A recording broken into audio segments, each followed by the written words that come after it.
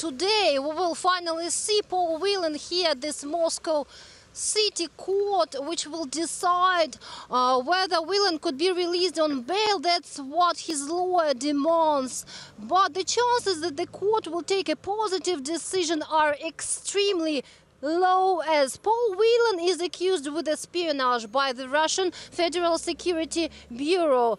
He was caught red-handed. That's what the Russian Foreign Minister Sergei Lavrov said last week. But except for that, we do not know much. What we know is that Paul Whelan was detained on the 28th of December in a Moscow hotel.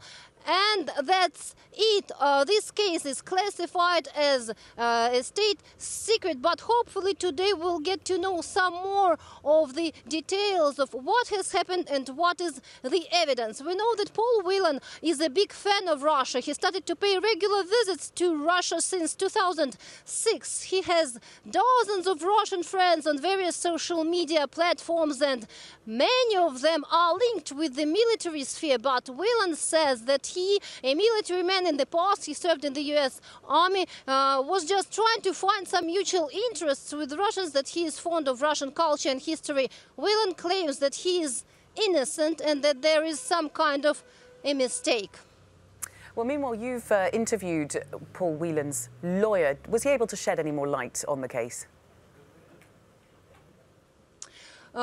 Yes, I've spoken with Paul Whelan's lawyer, Vladimir Zherebenkov, and he told me that he thinks that Whelan got into a radar of Russian authorities last March. It was his previous visit to Russia. He thinks that there is plenty of evidence that they have not seen yet, like the records of the phone conversations or the internet conversations. But Zherebenkov told me that the evidence they have seen does not prove that Whelan is a spy. Let's take a listen to what he told me. The position of the defense that the evidence is being presented to us is that it doesn't convince us he's guilty. I don't see any convincing evidence, but under Russian law, only a court can recognize him as guilty. In any case, we presume his innocence, and both of us are optimistic. We believe it is the investigation's error. But I repeat that not all the materials of the case have been submitted to us. That is the results of operational search activities, which will form the basis of the accusation. No research has been done, and we haven't seen it yet.